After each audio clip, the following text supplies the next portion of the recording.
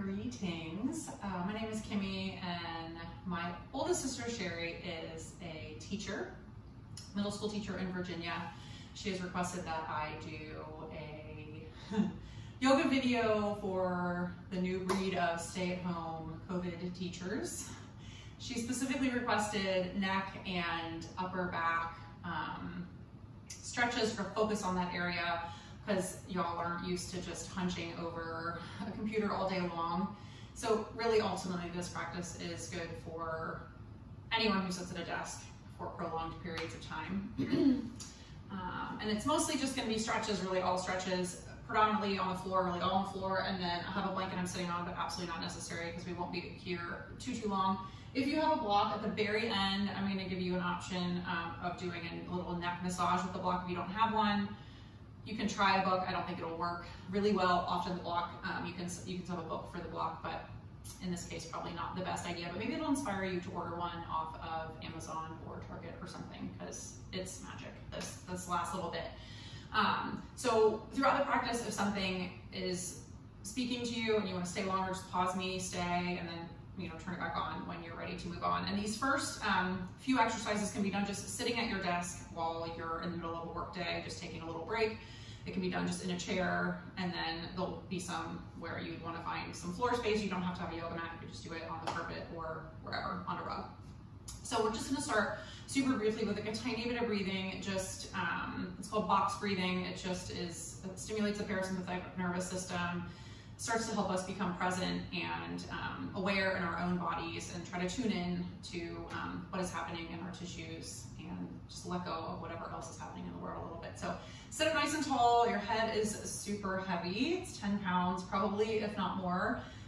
So see if you can stack it directly over your shoulders. So this is part of the problem, this whole forward head sling situation. So sit up nice and tall, let the head stack right over the shoulders and the shoulders right over the hips. And then just let the eyes soften, maybe a soft gaze down the tip of the nose, and imagine that you're breathing around a block. So we're gonna take a breath. On the inhale, imagine you're going up the left side or the right side of the block, or either way, it doesn't matter. So take a 4 count of an inhale. Pause at the top for 4 counts. And then slide down the other side for 4 counts. Pause at the bottom, coming across the bottom for 4 counts. And just continue at your own pace for a few more rounds. I'll count just quietly. Inhale, 1, 2, 3, 4. Pause, 1, 2, 3, 4. Exhale, 1, 2, 3, 4. Pause, 1, 2, 3, 4. Inhale, 1, 2, 3, 4. Pause, 1, 2, 3, 4.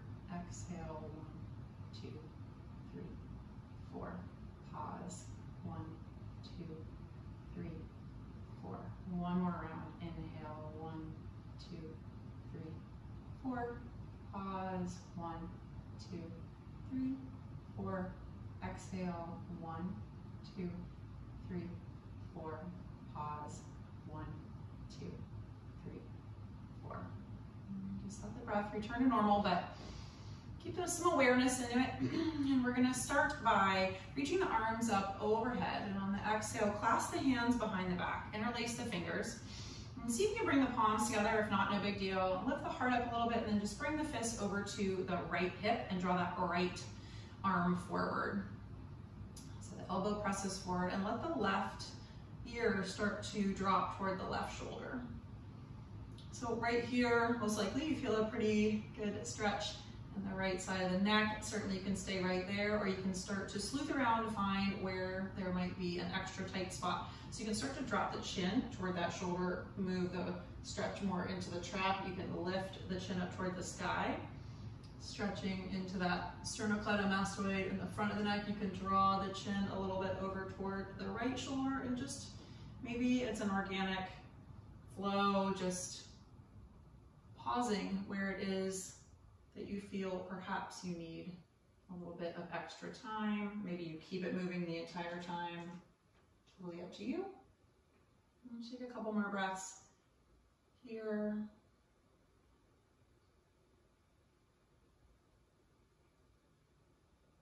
Eventually letting the chin fall toward the chest. Bring the fist back behind you, lift the heart and the gaze, and then exhale, reach the arms out in front of you. Find a little cat back, and then inhale, reach the arms all the way back up overhead. And exhale, interlace the fingers once again, but the non-habitual way behind the back, lift the heart up, and then bring the fist over to the left hip, draw the left arm forward. Let the right ear soften toward the right shoulder, pause, and then start to find that movement. Trying to tune in to see if there is one spot that is extra cranky where you can give it a little bit more love. Spend a couple more breaths, maybe still in movement or in a static position.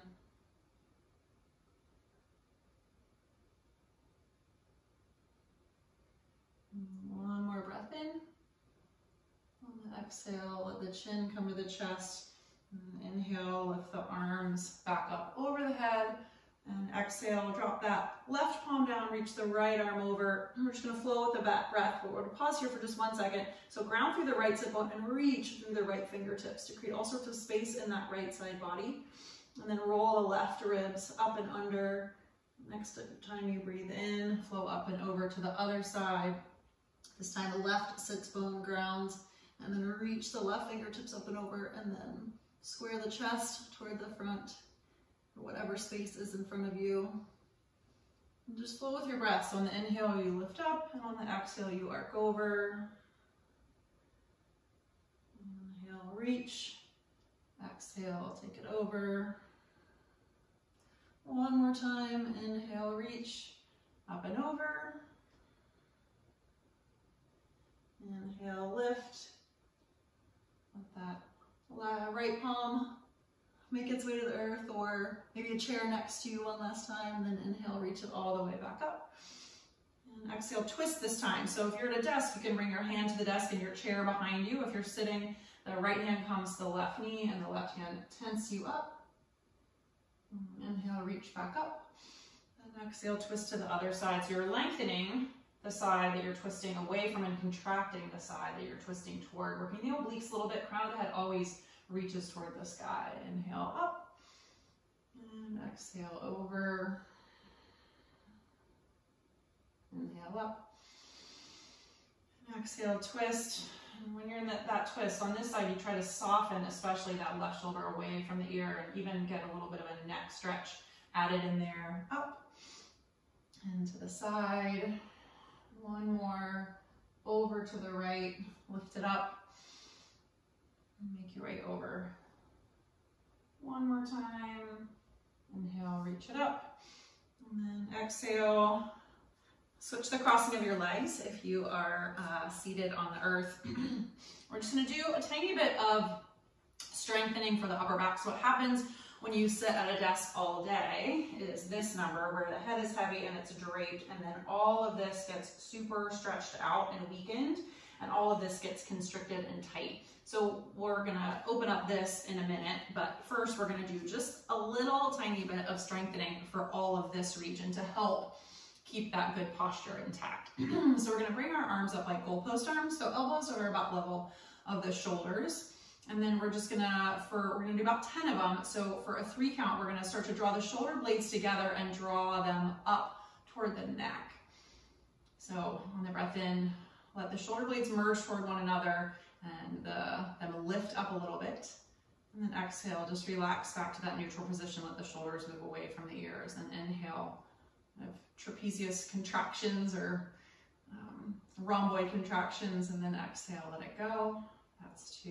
Inhale, squeeze it together. I'm just going to turn around so you can kind of see what I'm doing. Exhale, release. And this is the base position. Then inhale, draw it up and in. And exhale, relax. Inhale, up and in. Exhale, let it go.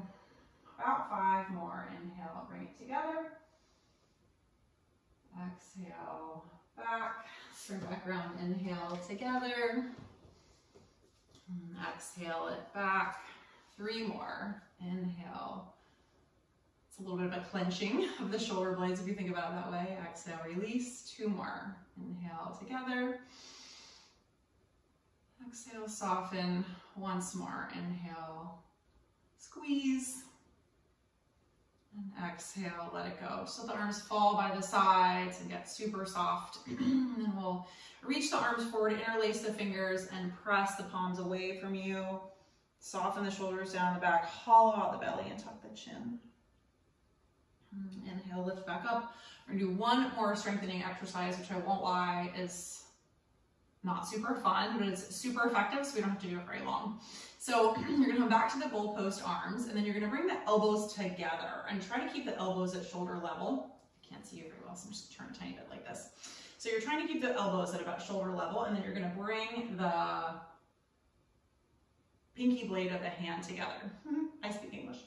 So pinky blade of the hand comes together, and then we're gonna try, that's a lot of work right there. But then maybe in some people's body, they're able to spread the forearms in a V.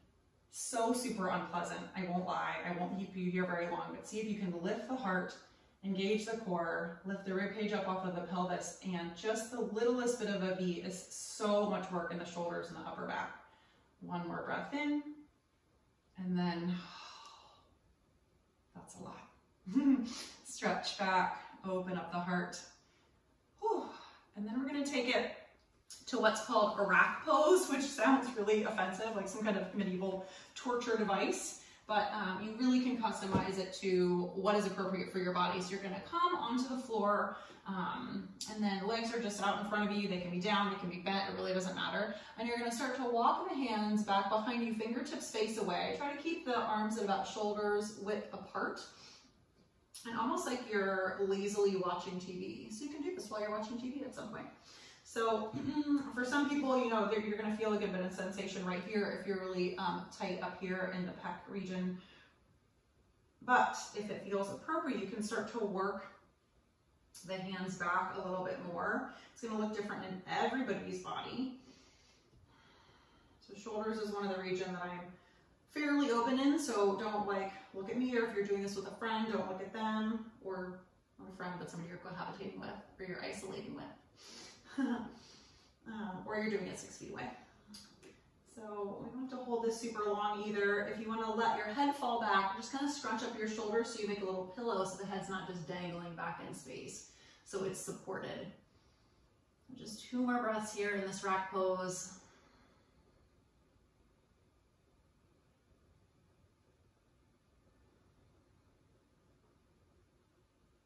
On the breath in, use your core to start to lift you back up, and then just plant the feet about hips distance apart, hold on below the knees, and take a seated cat pose. So tuck the chin and the tailbone, lean back, stretch that out a little bit, soften the shoulders down.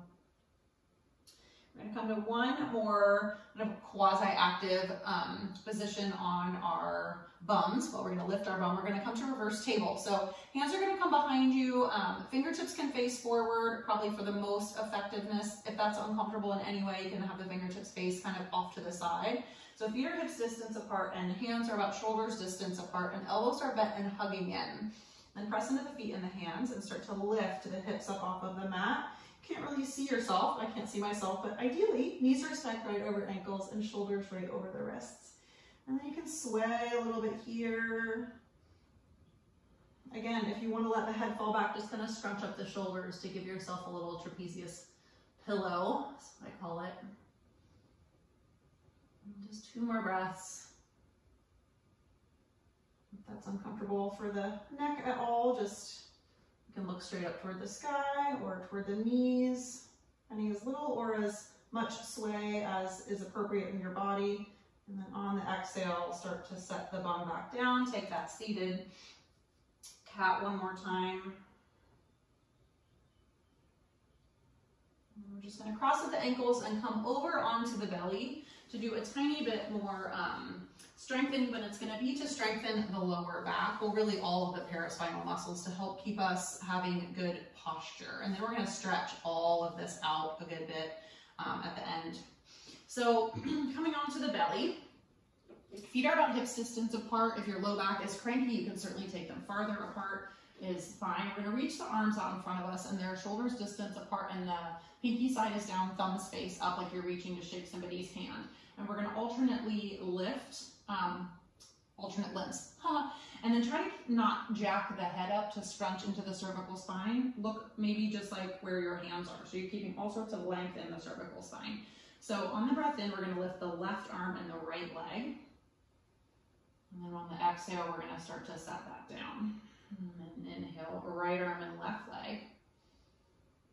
And then exhale, set that down. And just flow with your own breath for about 5 rounds on each side.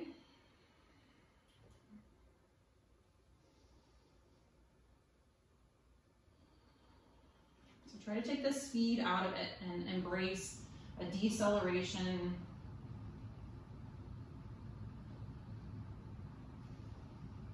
This is not one of those practices where the faster you can go, the better off you are. Actually, I'll argue that the slower you go, the more benefit you will reap from these exercises.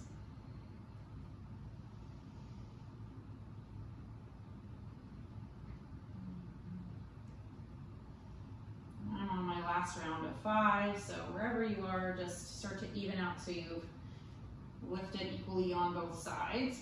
And after you set that down, just stack the hands. You can rest a cheek on the back of the hands, take a bend in the knees, and a windshield wiper the legs from side to side. We're gonna take a different variation. That's Shalabhasana or locust pose. We'll take a couple different variations. So this time we're gonna interlace the hands behind the back. If this does not work for you, you can always find a strap or a belt or a tie or something if the hands don't quite want to meet. So whichever variation. Feet again, hips distance apart. It's more hamstring work and it can be a little crunchy on the low back if you have the feet together, but if that works for you, don't let me stop you. And we're gonna start to lift the upper and the lower body. So again, long cervical spine, so you're almost looking right down in front of you. And you're rocking with the breath. Seeing if you maybe can get the quads up off of the earth. That's a tall order. One more big breath in. Release, let the legs fall, stack the hands, rest the opposite cheek on the mat. Just for video's sake, I'm gonna rest the same cheek on the mat so I can talk to you. You can windshield wiper the legs again, or you can kind of bring the toes together and let the heels splay out, and that releases into the low back. So we're gonna take one more variation with an option to amp it up a little bit. So we're gonna goalpost arms, and the legs can just stay out straight once again, or you can find Baddha Konasana, which is a lot of butt work and more lower back work. So, but if that is tweaky on your low back, again, just straight legs, at least 6 distance apart, maybe wider. So palms face down, elbows are at about the level of the shoulders, elbows at 90 degrees. And on the breath in, start to lift up. So you can stay right here, or you can see if you can bring the soles of the feet together. Find that same action that you did when we were seated doing the trap strengthening and upper back strengthening exercises, drawing the shoulders together, letting them merge toward the spine. One more full breath in. And then release, set it down, stack a cheek, shimmy, shake the bum, let all that settle. And then we're gonna come to dragonfly. So that is a big stretch for the pec muscle. So I'll give you 2 options. One is with the arms straight out, that stretches the pec major more. With the elbow bent is the pec minor. You're not gonna be able to roll over quite as far. So I'll demo the pec major one first. So that's arm is directly out at a 90-degree angle, palm is down. So the arm's not down by the side, nor really up. I mean, it can be a little varied depending on your anatomy, but generally at about a 90-degree angle. So you're gonna reach that arm out to the side, and then you're gonna look over to the left. So the right arm is out. Look over to the left, tuck the chin, plant the left hand like you're gonna do a push-up, and then roll over onto the right hip. Maybe bend the knees and stack the knees on top of one another. And this is where that blanket could come into play if you feel like you're Head is floating up above the earth. If you're real muscular or well endowed, then you can potentially feel unsupported in the neck region. So you can stack that right there so you have something to rest your head on. Some people are able to bring that left foot to the earth with the left knee facing the sky. Absolutely not necessary. The other variation is a bent elbow, and you're not going to be able to roll over as far, so don't be attached to how far you go. So you're probably going to want to really have something to support the head there, and the knees probably pretty bent and stacked in that variation, so you're a little bit more restricted with that. So wherever you are, if you're here, you just stay with this left hand most likely down on the earth. If you're in this variation, you can roll a little bit farther. Maybe this arm reaches up and drapes across the low back, or tucks up underneath the right waist. All sorts of options. Just get to that spot where you feel like you're supported. So you don't feel like you're having to hold yourself in the position. You're able to relax into it. So we'll be here for just like another 2 breaths. Certainly if this works for you and you want to pause the computer and stay or come back to it at the end.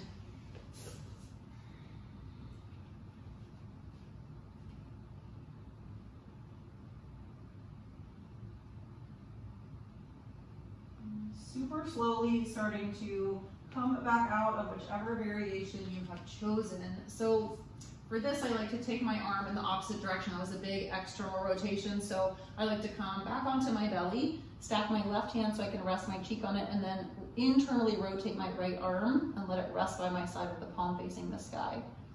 So just let a little bit of blood flow and life come back into that right shoulder region. And I should mention any sharpness, tingling, shooting pain, numbness, none of that should be entertained. Back out, get some more props, don't go so deep, reapproach. We wouldn't want anything to be injured by this practice, God forbid. So we'll just take that to the other side. I'm gonna scoot you over the side of my mat side space. So left arm will extend out at a 90-degree angle. I'm doing the one with the straight arm. You can bend your arm if that one works better for you. I'm gonna plant the right hand as if I'm doing a push-up and start to gently roll over onto the left hip, so the right hip can stack-ish on top of the left, depending on which variation you're taking. And don't feel compelled to go quickly. You can go a little bit into the pose, and after a few breaths, after that space has softened a little bit, you can maybe move a little further. Certainly if you go to a certain destination and you think like, dear God, this is like, my muscle is gonna tear from my bone, like just back out. Like just because you got somewhere doesn't mean you have to stay there. Just really honor your body, it is the boss. You're just kindly trying to create some more space in the tissues without forcing them or manhandling them in any way, shape, or form. Another way to do this, I should say, is if you don't have somewhere where you can lay down on the floor and you want to do it at work, you just find some wall space and stand up against a wall and put your arm on the wall and then turn away from it. So if I was doing, my right arm would be on the wall and then I would like turn over to the left. So that's an option if you don't have a nice big floor space that you feel comfortable getting down on and getting dirty. Just a couple more breaths in this dragonfly on this side.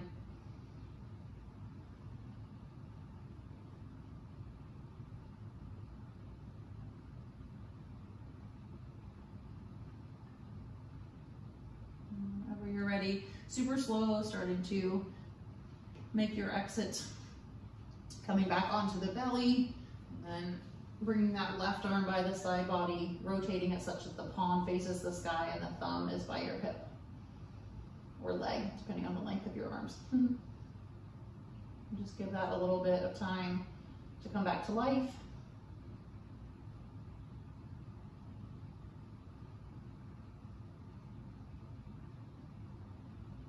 And then we'll come into a puppy pose. So this is where, if you are not on the most comfortable surface, you could find a blanket to stack your knees on. So puppy, the translation in Sanskrit is Anahatasana, or heart melting pose. So think of that when you get into this pose, is that the heart is melting. That is the point of it. And so what we're gonna do is stack the hips about over the knees. That's the goal. And then walk the hands really far forward and let the forehead either come to a mat. If you do have a block, this is one place where maybe the block will come, or you can use a book. This is a place where you can totally use a book or just anything to bring the earth a little bit closer. If this seems like too much with the forehead on the mat, you can just slide that block right up underneath there, and it takes a little bit of the intensity out of it. So you can make it super active, coming up onto the finger pads, hollowing out through the palms, lifting the forearms up off of the mat, or you can make it really passive by letting the palms and the forearms make their way down onto the mat. And then just energetically lift this tailbone up toward the sky and imagine the sits bones kind of spreading apart from one another to create space in the low back. And just letting the heart surrender back toward the thighs, down toward the earth. Another option here is bringing the palms together, walking the palms together in prayer hands, bending the elbows, and letting the thumbs come to the nape of the neck. That gives you a little tricep stretch. So there, it's kind of nice to walk the elbows a little bit farther forward. And then here, I find there's help with a little bit of action or a little bit of energy. So you ground through the elbows, kind of like right up above the elbows where they're touching the earth, and then ground that and try to drag it back. And that'll get a nice stretch, maybe even into the latissimus dorsi a little bit, maybe into the serratus. So lots of places can get targeted just depending on your body's needs. We'll be here just for another moment.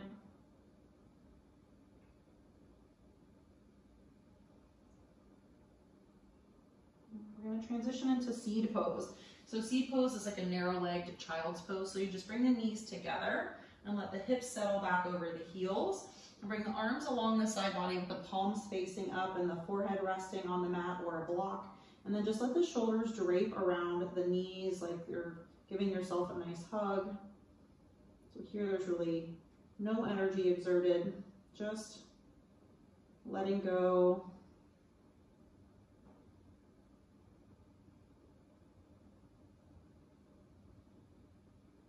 Super slow, start to roll yourselves up.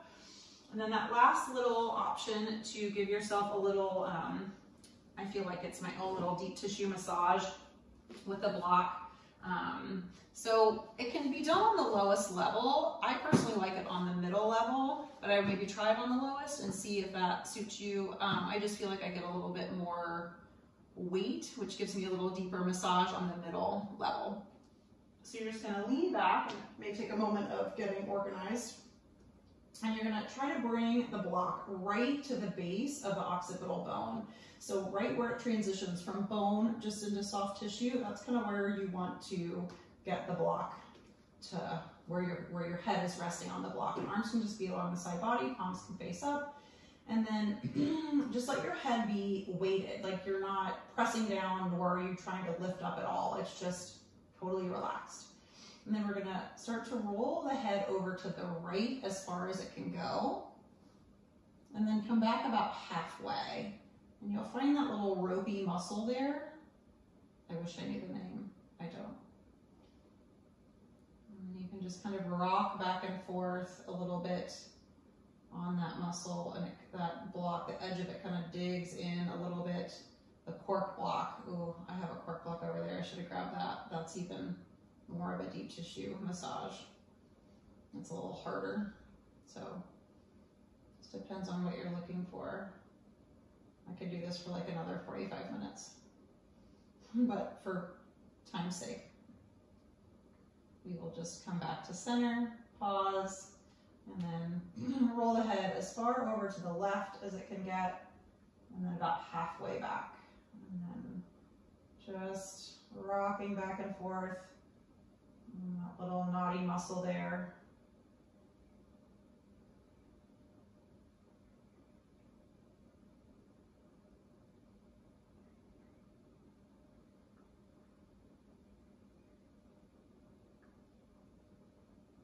One more breath. And come back to center. And then just gently pick the block, or pick the head up, move the block off to the side. Give the knees a squeeze. And gently clasp behind the hamstrings and roll yourselves up. If you have time for a Shavasana, if that is something that is available to you, by all means, I encourage you to take it. Just turn me off, set an alarm, or don't set an alarm. Just wake up from your Shavasana. whenever is appropriate for you. If you need to get going, then just come to a comfortable seat and take a moment, take a shoulder roll, let them come forward and up by the ears and soften down the back. And just know that you are not alone. Clearly in all of this, the landscape of everyone's life has changed. Those who have lost their jobs, those who are still working are likely working in a very different environment than than they were before. And I know a lot of people who it's a challenge to be working from home and have kids, and whatever your situation may be, just know that you have support out there and light and love, at least coming from this video and from Pink Lotus, wherever you may be on the planet. Perhaps spend some time in meditation, just being still, and that's the whole point of the yoga practice, is to prepare the body for meditation. So perhaps if you're in Shavasana, when you come up, you have time for that, or just now you can sit in silence. But know that I am grateful for all that you do, teachers especially, and just continuing to educate our future. So much gratitude for all of your hard work. So to close out the practice, we'll take one 3-part body blessing. On the breath in, let the arms float up above the head, palms touch. And exhale, thumbs make their way through the midline, land at the third eye for gratitude in our thoughts, to our lips for kindness in our speech, and to our hearts for love in our intentions. May all beings everywhere be happy and free, and may the thoughts, words, and actions of our own lives somehow contribute to that happiness and that freedom for all. Om Namaste.